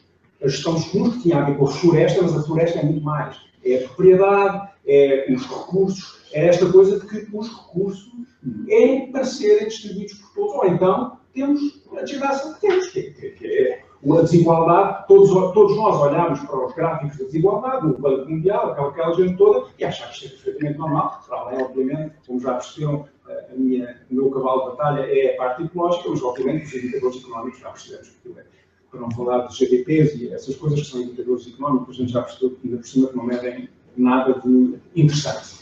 Ou medem muito pouco, muito pouco. Já temos outros, já existem, ainda por cima já existem alternativas, mas continuamos todos a achar. Continuou a dizer, o senhor deputado do Bloco dizia, porque este rendimento básico, que é 400 euros ou 300 e não sei quantos, isto é não sei quantos por cento do produto interno bruto português. Eu tive mesmo para perguntar, mas o que é o produto interno bruto português? Pronto, o António também falou da percentagem do orçamento de Estado. Mas quer dizer, aquilo que nós temos que pensar é, queremos ou não queremos? E para mim essa é que é a grande pergunta. Queremos ou não queremos redefinir os comuns, redefinir aquilo que nós entendemos por progresso, bem-estar e desenvolvimento. Se não quisermos fazer isso, então o RPI para mim é um brincadeira. Desculpem lá, mas isto foi assim um statement, mas temos eu queria pegar em algumas coisas que eu tenho assim e noutras ideias. Deixa falar mais alto, porque ou vai para ali, Sim. Ora bem, o Estado Social hoje, com o neoliberalismo, está moribundo. Não vale a pena pensarmos que o Estado Social hoje, com o neoliberalismo, dá cabo dele. Até porque, precisamente, no modelo neoliberal, o Estado e as classes políticas são geridas pelo sistema financeiro e pelas multinacionais. Portanto, o aparelho da segurança social, quando foi criado, baseava-se na situação de educação histórica, que era grande parcela dos rendimentos, dos custos, eram dos salários. E, portanto, tudo de certo modo se baseava na massa salarial, que isso deixou de ser, a revolução tecnológica e por aí fora. Naquela altura, a massa salarial corresponderia a 60% ou 70% dos custos, e hoje, nos setores com mais mão de obra, não vai além dos 25%. Ora, depois, no caso português, a segurança social foi apoderada por parte do Estado e da classe política, com efeitos desastrosos. Um deles é, só um pequeno pormenor, aquela questão das pessoas que nunca descontaram para a segurança social, isso hoje é uma coisa muito residual. É apenas dos restos de pessoas que eram trabalhadores agrícolas e domésticos, isso hoje é muito residual. Além do mais, isso não tem nada a ver com a segurança social. Isto é outra confusão que se faz. Uma vez que, abusivamente, o Estado meteu o orçamento da segurança social no orçamento geral do sistema público, isto é roubar. Isto é roubar porque, quando nós descontamos para a segurança social, estamos a descontar para um fundo coletivo dos trabalhadores portugueses, dos imigrantes, etc. Nós estamos, aquilo é um imposto. O imposto, sim, é para o Estado. Aquilo é a favor das pessoas que descontam para lá. Nem sequer é universal em termos da população portuguesa. Portanto, eles misturaram aquela bagunça toda e na parte do sistema não contributivo, isso não tem nada a ver com a segurança social, porque é o dinheiro dos impostos, que aquilo é um dever de cidadania que o Estado assume para pagar essa gente. Depois, tem uma outra coisa índia que o Estado faz, que é financiar as empresas, permitindo-lhes que se baldem ao pagamento das suas contribuições e até se aboletem daquilo que é a parte de cada trabalhador. Eu posso dizer, nos últimos dados da Segurança Social, que eu acompanho bem isto, o valor devido pelas empresas à Segurança Social corresponde a 12 mil milhões de euros, que é sensivelmente 12 meses de pensões. É um valor brutal. O primeiro-ministro Cavaco Silva, no princípio dos anos 90, tirava dinheiro da Segurança Social para pagar o déficit. Não é? Depois, e só acabou, de facto, o Guterres, quando veio, acabou com essa transferência que se fazia aí assim. Portanto, a Segurança Social, ligada ao Estado, está a ser barata. Não é possível uma coisa desse género. Agora, o que pode acontecer é que, tendo em conta que a evolução tecnológica reduziu a parcela dos salários, é utilizar outros critérios para que os trabalhadores que as pessoas descontam beneficiem dos atrasos da produtividade que não têm aproveitado minimamente. Não é? Há formas técnicas, práticas, que é, por exemplo, taxar o volume de vendas. Vocês imaginem, por exemplo, que é uma empresa de leasing, tem meio de pessoas, mas tem um volume de faturação monstruoso. Ou então taxar os valores de imobiliário. Portanto, as empresas imobiliárias têm 2 ou 3 pessoas, se tiverem, mas têm valores mortais de imobilizado. São outras hipóteses.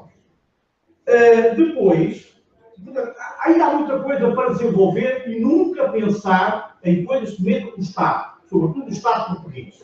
Até porque há outra fragilidade do Estado português, que é o seguinte. já o Omar Angueres diz, que é o seguinte: nós, de facto, quase não temos capitalistas. Não há, portanto, um país que é capitalista e que praticamente não é capitalista, aquele exemplo do Balsemão e de muitos outros, não é? Aliás, estamos a ver agora de vez em quando, os tribunais vão intervir em empresas que estão mais falidas e depois aparecem estrangeiros, chineses, não sei o quê, por aí fora, a comprar aquilo. É impressão, porque não há capital em Portugal, não há sistema financeiro em Portugal. Portanto, isto, curiosamente, é um país capitalista que não tem capitalistas. Pronto. Portanto, também, por aqui, a coisa está mal. Ora, agora vou pegando na questão do RBI. Exatamente. Pronto, eu achei muita graça, logo ao princípio do Miguel ter dito que o Estado não poderia. O Estado e o Estado português são coisas a evitar. E essa é uma ideia interessante. Mas levanta-se umas questões. É assim, por exemplo, aquilo que. Isto é estudado em prática. É assim, se eu pertencer a uma agremiação desse género, não é? E eu contribuo com X por mês, o Estado não vai lá buscar a sua parcela como imposto? Vai, de certeza. Qual é o tipo? Qual parcela e porquê, se tiver nisto? Sim, só pode funcionar com uma lei, como o Dario disse há bocadinho. Está bem. Estás a ver que eles passam leis para fora a região diz que se faz para incidir IRS sobre os rendimentos das pessoas. É necessária essa lei para este funcionamento. É uma hipótese. Outras questões de ordem prática que eu ponho é assim: tudo isso baseia na confiança das pessoas, portanto, e isso, portanto, a lógica, aliás, das confrarias do Espírito Santo é a confiança existente numa comunidade relativamente fechada em que as pessoas todas conhecem e funciona. Agora, como hoje isso não acontece, a gente provavelmente nem conhece a maior parte das pessoas que moram num prédio, porque não faz comunidade com coisa nenhuma, não é? Depois há o vício do mercado. Como tem que funcionar a lógica do mercado, e aqui não há lógicas de mercado. Depois, a questão que se coloca também é como é que se convencem aqueles Manés e Marias que há bocado apareceram ali no exemplo, ricos, não é? Como é que se conseguem convencer esses planos a sistematicamente fornecerem para ali dinheiro de que eles, naturalmente, não vão beneficiar? Porque se ele vai descontar 1000 e depois só vai receber 200 ou 300, ele começa a dizer, mas afinal, no meu papel, eu sou segurança social, ele pode pensar nisso sempre. E depois outra coisa, mesmo que essa pessoa ou outra qualquer entre no circuito, não é? Essa pessoa, que vínculo é que fica em relação a isso? Não é? Fica amarrado aquilo, como hoje ficamos nós amarrados, em relação à segurança social, os impostos, etc. Ou a qualquer altura ele olha para a eu não faço nada aqui, este tipo, isso não me interessa. E sai. Podemos perguntar? Se calhar perguntamos agora. Pois, espera aí. Acho que é isso mesmo. Responde quando quiser. É só. Mas respondes também aqui à pergunta do dinheiro. Eu vou responder, talvez, à última, do tipo que é rico e que por cá ela há de continuar a contribuir. Se pensarmos nisto como uma coisa à escala nacional, isto só funciona com uma lei, não depende da vontade das pessoas, é imposto pelo Estado. Eu disse que o Estado ficava de fora quanto às funções principais, importantes, essenciais ao processo que tem hoje, por exemplo, decidir o que é que faz o Orçamento de Estado. Há um governo que decide se gastamos aqui ou ali, se puxamos da Segurança Social para o Orçamento de Estado, ao contrário, etc. Aqui temos que pôr esse tipo de processo de fora, não é? Não há um governo a tomar decisões sobre o tal fundo que vimos ali. É nesse sentido que eu digo que o Estado ali não entra, embora possa e tenha que entrar na função de criar a lei para impor a obrigação aos ricos de contribuir e aos pobres, a todos, é igual para todos, não é? Portanto, essa lei vai existir e vão existir os meios do Estado para impor a lei, como existe hoje com os impostos. E, além disso, essa questão põe-se muito hoje com os impostos, em que o rico, ou se não for o rico ou o dono do pequeno negócio, pergunta se quer com fatura ou sem fatura, e o tipo facilmente responde que não precisa de fatura. Num esquema deste, em que todos estão a beneficiar do contributo dele, ninguém vai dizer que é sem fatura. Portanto, há uma pressão social de toda a gente que dificulta muito o rico de sair, de tirar o seu dinheiro do sistema, coisa que não existe atualmente. Deixa-me fazer o papel do advogado do diabo. O que aconteceu com a ADSE, que eles decidiram por a ADSE, não tem nada a ver com os contos públicos e por aí fora, não é? E então houve eleitores de dia deles, não sei quem ganhou, se não estava cá. Mas pronto, para as pessoas gerirem aquilo. Mas por cima dessas pessoas está o Estado que controla tudo. Mas aqui não há nada disso. Aqui há um fundo que todos os meses é alimentado. No fim do mês, cada um manda para lá metade do que recebeu. Porque há uma declaração como hoje tem. Há uma declaração no fim do ano em que tu dizes quais foi o teu rendimento. Essa declaração hoje toda a gente faz, os ricos e os pobres. Pronto. Sobre essa declaração, todos os meses há uma contribuição, como hoje há antecipada no IRS, há uma contribuição, vai para um bolo, né? E imediatamente no mesmo dia é distribuído por todos. É nesse sentido que ele diz, o Estado não tem nada a ver com isto. Não é só salários. Não é só salário. Rendimento, vai ao capital também. Posso só falar aqui uma questão? Em primeiro lugar, agradecer à Bruna e ao... Pergunta se a Mário falar. Quer dizer alguma coisa? Não, mas... Obrigado. Oi. Aqui a questão é, vocês, nós estamos aqui a falar há muito tempo e vocês foram as pessoas que reagiram. Portanto, eu nesse aspecto acho muito importante, acho que só dar-vos os meus parabéns por causa disso. É mesmo... Obrigado. Aponta para a câmera. Aqui há aqui uma questão que é, eu acho que isto é uma revolução, como o nosso amigo, como é que se chama? Álvaro disse, isto é uma revolução. Acho que também, tal como este também não me recordo, António, acho que também é uma questão que tem de ser visto de uma forma local, se calhar, ao distribuir, se calhar, não tanto eu ir ao sítio dos outros, mas se calhar fazer no meu sítio. Chegar ali e ver, olha, eu tenho de começar a me ligar com a minha comunidade e fazer as coisas na minha comunidade. E começar as coisas de baixo para cima. Tal como o RBI é de baixo para cima, eu acho que nós devíamos começar também a fazer isso de baixo para cima. Pode parecer difícil, mas eu acho que deveria ser por aí. Nesse aspecto, eu gostava de saber mais ou menos a vossa experiência. Por exemplo, nunca nós experimentámos fazer uma moeda local em que pudessem usar a moeda local para fazer as trocas locais, para gente, se calhar, economia local, e isso até ambientalmente faz muito sentido, não é? Isso é a pergunta para vocês. Ok. Deixa-me só responder o Marcos. Eu não sei se eles equacionaram fazer isso. Sim, a gente pensou bastante em utilizar a moeda local. Existe um problema com relação à utilização da moeda local, que é a questão de alavancagem, né? E no Brasil a lei não permite você realizar alavancagem às organizações não governamentais, de modo que o custo da printagem para a gente da moeda local aumentaria o custo da criação da moeda. O que nós fizemos num dado momento, isso em 2011, foi começar a utilizar o Bitcoin. Nós começamos a utilizar o Bitcoin para fazer algumas transações, para poder, inclusive, diminuir custos com burocracia. Mas isso não implementa a economia local.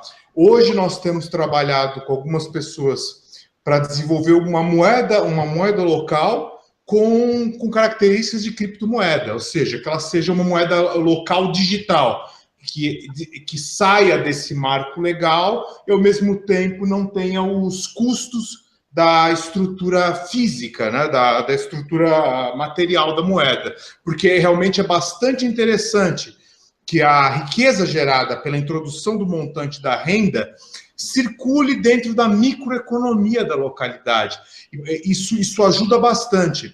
Além do fato de que a renda básica ela é uma das peças quando você pensa na microfinanças, porque você pode introduzir junto com a renda básica, e isso nós experimentamos, empréstimos consignados à própria renda básica, que ajudam as pessoas a construir a casa, a construir os seus próprios negócios, porque há de se lembrar que é uma renda básica bastante pequena e que é impossível se fazer isso com só R$40. Então você aumenta o montante e tudo isso acaba potencializando o efeito a partir de uma economia, uma microeconomia que é catalisada a partir da renda básica. Então a renda básica associada a um banco social, onde tem a sua própria moeda, e as microfinanças, isso gera um grande potencial de uma economia local, que, como você colocou, ela permite com que você crie essa revolução partindo de baixo para cima, de modo até criar essa pressão em cima do governamental, de modo a que ele passe a considerar a renda básica como uma solução e não mais como um problema. Só sobre a moeda local. As moedas locais só podem funcionar quando há uma matriz densa de relações entre as pessoas dessa comunidade. Não há possibilidade, sei lá, nós todos aqui, por exemplo, temos plantadores de batatas, não é? O que é que a gente vai tocar entre nós? Batatas. Não vamos tocar. Mas é um problema muito grave o que falou agora, que é a dependência alimentar. Nós não temos capacidade as batatas neste momento estão a vir da Holanda. O que é louco porque eu nunca fui à Holanda, mas eu como batatas mais vezes. A Holanda domina o mercado da batata mundial. Ou seja, estamos a pôr a nossa dependência alimentar num país que está situado abaixo do nível do mar, tendo o nível do mar a subir, que é sempre uma coisa espetacular. Isto para quê? Nós só vamos ter 50 anos, sempre o espaço. Daqui a 50 anos não vamos conseguir ter mais a nossa agricultura. E isso é um problema muito grave. É um problema que nós devíamos estar a abordar, não é? Porque tal como as bombas atómicas, nós devíamos estar a ver, até como uma questão militar, esta questão da segurança. Se houver algum dia um problema em Lisboa que falha a distribuição de alimentos, está tudo lixado. A Unesco, há uns anos, teve um cálculo dizendo que com as tecnologias atualmente existentes, o planeta consegue alimentar 12 mil milhões de pessoas. Ainda vai 7 milhões e meio. Quantos anos? Olha, calma, e com os transportes? Os transportes é como um problema. Quantos transportes é São quase 8 e meio. A conversa vai em cima do ano, já se vai dispersar. Eu ia sugerir que a gente acabasse. O António Cesareira talvez pudesse fazer algum comentário. A gente depois passava para o Marcos e para a Bruna, se quiserem dizer a palavra final, está bem? Estás disposto a dizer alguma coisinha? Enfim, uma reação? Quer dizer, não é muito importante reagir. Eu volto a insistir.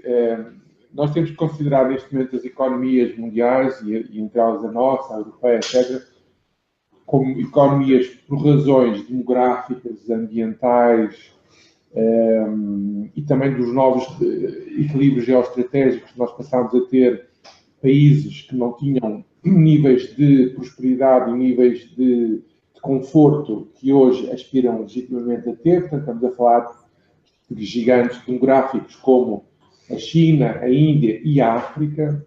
Nós temos que pensar que a África é o continente que está a crescer mais rapidamente no planeta. Nós vamos ter até 2030 ou 2050, posso estar equivocado, entre 2030 e 2050 vamos ter mais 1.000 milhões de seres só em África. Só em África. Portanto, ou seja, o que é que isso significa? Significa que, o que é que significa? Significa que a riqueza mundial, seja ela medida em bicicletas, automóveis ou batatas, tanto faz, portanto, tem que ser redistribuída por um maior número de pessoas, porque essas pessoas já têm poder para reivindicar essa redistribuição. Vimos esse exemplo agora com a crise na Coreia do Norte. Ou seja, à medida que os novos polos geopolíticos se vão dotando de armamento nuclear ou de capacidade de desestabilizar através de guerras assimétricas os países fortes, os antigos impérios europeus e americanos, como estamos a ver com o ISIS, com o chamado Estado Islâmico, ou seja, aquilo que nós cá chamamos de terrorismo, que é uma designação ideológica imprecisa, na realidade nós estamos a reconhecer um facto que é que esses atos de terrorismo não passam, são pura e simplesmente atos de guerra, uma guerra antiga, que é uma guerra chamada guerra assimétrica. Eu sou do tempo em que se chamavam os movimentos de libertação em África terroristas. Não, muita gente cá, quando se refere a essas pessoas, chamam de turras, etc. Portanto, ou seja, terrorismo é uma forma de desclassificar, no fundo, uma forma de guerra que não é movida contra nós por alguém que tem razão para fazer. Portanto, quer pela via nuclear, quer pela via das guerras assimétricas, aquilo que é um dado assente, incontornável, é que nós temos qualquer coisa como 4.000 milhões de pessoas que hoje têm capacidade militar e social e demográfica para exigir um quinhão do bolo alimentar que pode ser distribuído. Isto é um dado fundamental que modifica muitas coisas. Outra coisa que eu gostaria também de chamar a atenção é o seguinte: a democracia direta, assim como as democracias de base, as democracias participativas, só têm capacidade de ação em núcleos muito, eu diria, familiares, núcleos sociológicos pequenos e coesos, em que as pessoas todas se conhecem. E mesmo quando todas as pessoas se conhecem, não funciona. Eu tenho o exemplo do prédio onde eu vivo. Somos só 3 pessoas, somos só 13 pisos, um deles vazio, e 2 andares não se conseguem entender, muitas vezes por causa dos cães e do barulho dos cães. Portanto, isto é só para responder à questão, de que a questão dos baldios, a questão dos commons. Os commons, há um ensaio famoso sobre a chamada tragédia dos comuns. Os chamados comuns são aquilo que nós já chamamos de baldios. Os baldios é uma coisa que tem uma origem histórica. Hoje é impossível nós devolvermos os baldios, digamos assim, às populações. Porquê? Porque a maior parte da população mundial está concentrada em cidades. E, portanto, como é que nós vamos redistribuir os baldios? O que é os baldios? É a água, é o sol, é a terra? Portanto, isso não faz sentido. Nós hoje vivemos numa sociedade de extrema complexidade. E é por isso que eu chamo a atenção só por uma coisa. A lógica do rendimento social básica e incondicional, esta proposta, eu creio que acabará por ser aplicada de forma mais ou menos mitigada em vários países, não tanto porque nós estamos aqui a conversar, mas porque a emergência social é de tal modo grande que serão as próprias sociedades tal qual existem que vão ver na necessidade de o fazer. Atenção, nós temos cá, portanto, só para vos dizer, entre 2008, e 2015, mais ou menos, as IPSS passaram de 2.000 e tal unidades para quase 6.000. O que é que isto quer dizer? Quer dizer que aumentou a solidariedade? Não. Quer dizer que surgiu um setor económico espontâneo ligado a uma atividade económica emergente, que é a redistribuição de riqueza por camadas crescentes da população que estão em stress económico. E essa redistribuição é ineficiente. Porquê? Porque ela era possível fazer de outra maneira, mas o oportunismo individual e de grupo é natural. Portanto, as pessoas veem uma oportunidade de negócio e vão para aí. Por isso é que eu dizia há pouco que a redistribuição, esse caso ficou evidente com a história dos Chile, quando as populações de drogam grande, etc., começaram a protestar, a dizer: vocês fizeram grandes campanhas de solidariedade, mas onde é que está o dinheiro? Portanto, ou seja, Eu sei que uma parte do dinheiro vai lá chegar de uma forma autoritária, ou seja, alguém é que vai decidir o que é que vou fazer com o dinheiro, e uma parte desse dinheiro vai ficar em quem o redistribui. Os chamados custos, alguém vai ter, ou seja, há uma série de custos de contexto que vão absorver pelo menos 15% de todo esse dinheiro que foi doado. Portanto, ou seja, nós não podemos ser ingênuos na sociedade que existe. A sociedade é muito complexa. Agora, e temos que, quando apontamos numa direção, como o rendimento básico convencional, temos de desenvolver estratégias sofisticadas, porque a sociedade é sofisticada. Muito obrigado. Muito obrigado. Sou Bruna. Oi. Sim, eu vou colocar rapidamente só uma questão para encerrar, bem rapidamente mesmo. Embora nós sejamos bastante entusiastas, né, da aplicação local, é importante notar que essa premência, essa necessidade de uma renda básica está ficando muito clara. Eu diria que é muito importante, nesse sentido, que se considere, nesse momento,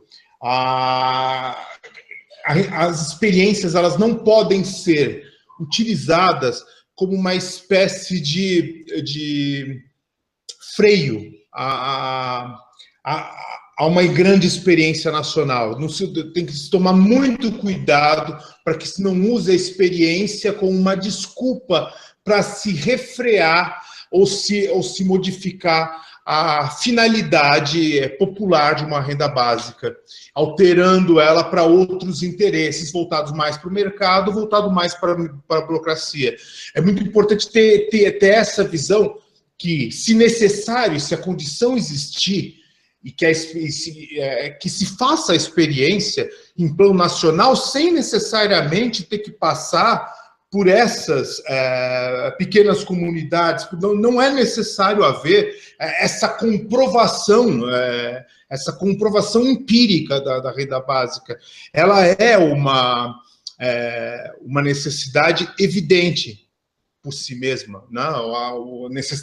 E isso é muito importante estar em causa, e é muito importante que a sociedade, neste processo, quando ela assume esse papel como sociedade civil, criando projetos, que ela não está tentando provar isso, ela está, sim, tentando desenvolver modelos aonde ela está propondo modelos onde o seu interesse tem prevalência em relação aos outros atores, aos outros setores das sociedades que estão em disputa por esse novo modelo de Estado social. É muito importante perceber isso, né? Porque o Estado tem os seus interesses, o mercado tem os seus interesses e a sociedade tem os seus interesses. Então, quando a sociedade civil organizada entra nesse processo, ela tem que se perguntar o porquê ela está realizando esse projeto. Se é para mostrar esse projeto para o mercado, tentar convencer investidores, tentar convencer governantes, ou colocar um modelo realizável de pé para a própria sociedade. Isso é muito importante nesse processo, porque dentro disso existe uma corrida, e quem colocar esse modelo de pé provavelmente vai determinar, não sei se uma revolução ou sei se uma reforma, mas vai determinar o que se chamará de uma renda básica na prática. Realmente é isso que eu gostaria de dizer. Obrigado. Muito obrigado por vocês estarem presentes. Um abraço para vocês, saudade. Para vocês aí. Obrigado.